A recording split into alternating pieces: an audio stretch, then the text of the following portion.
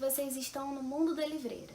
Hoje a gente vai falar sobre o projeto Come Livros e a Base Nacional Comum Curricular. O que eu gostaria de conversar com vocês é o que cada uma das 10 competências da base elas são importantes para a gente conseguir fazer uma educação que ela vai trazer um patamar comum de educação para todas as escolas, para todos os alunos. Então essas 10 competências, elas são desenvolvidas de acordo nesses 17 anos de escolaridade. E o objetivo da base é romper com essa educação fragmentada que enxerga o aluno, o indivíduo, como coisas separadas, sabe?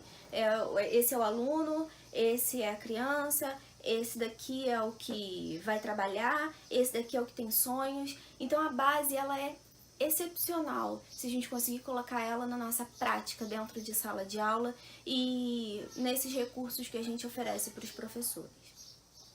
A base ela é essencial para que a gente consiga enxergar o ser humano como um todo e para que a gente consiga usar a educação para que todas as potencialidades desse indivíduo ela possa evoluir.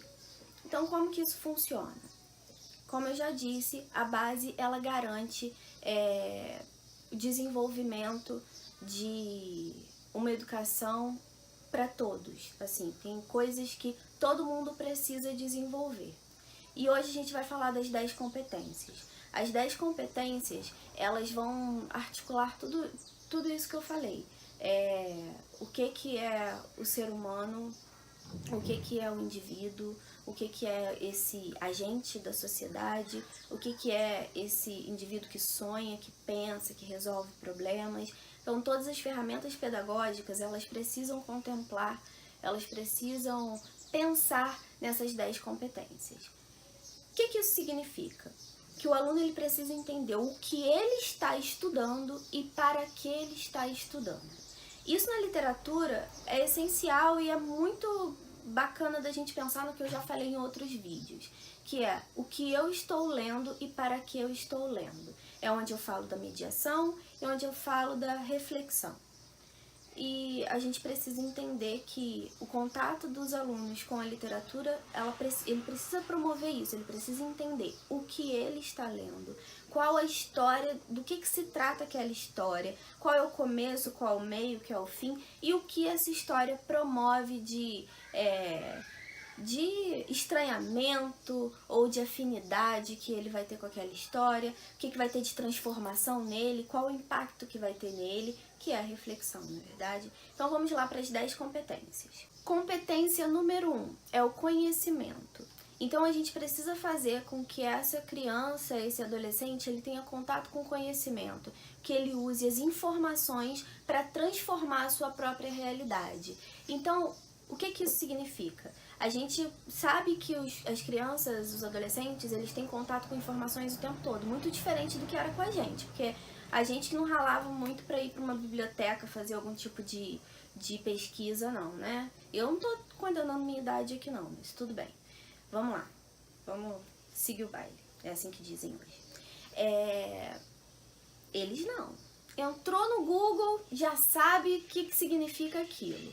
Isso pode ser muito perigoso se a gente não conseguir fazer com que ele entenda que aquela informação precisa ser transformada em conhecimento.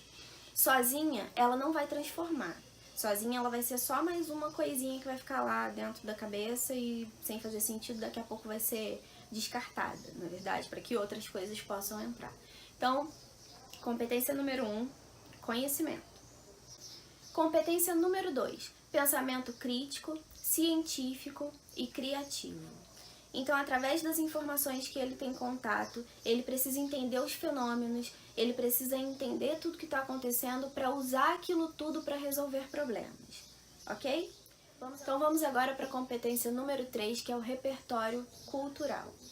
A gente sabe que nós somos a soma dessas manifestações culturais que a gente tem contato, não é verdade? Então, a gente precisa oferecer para as crianças, para os adolescentes, todo um repertório cultural de manifestações artísticas, culturais, que não fazem parte também do dia a dia dele, do mundo dele, para que ele entenda onde que ele está, de onde ele veio, historicamente, o que trouxe a nossa civilização até aqui, e para que ele consiga entender todas essas manifestações e começar também a reconfigurar a sua própria realidade e reconfigurar a sua própria cultura, ok?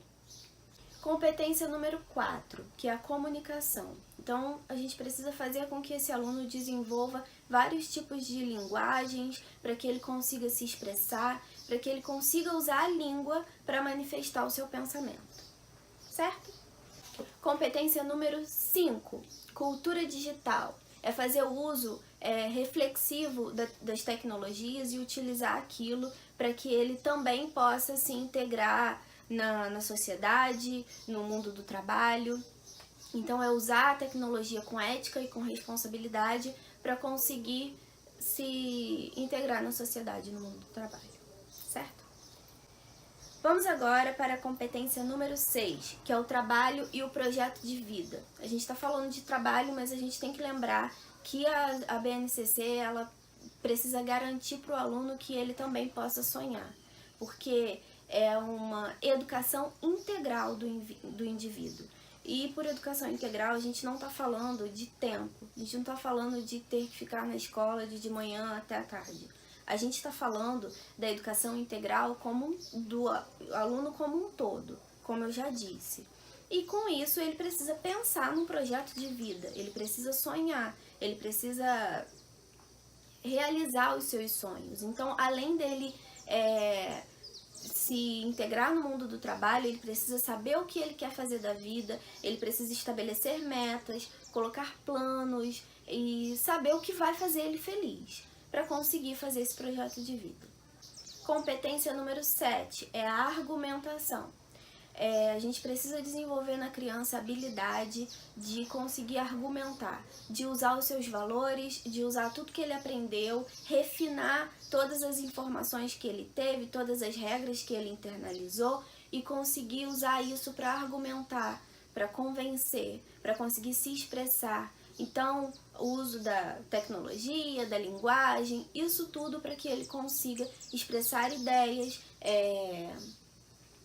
falar sobre valores, sobre ética.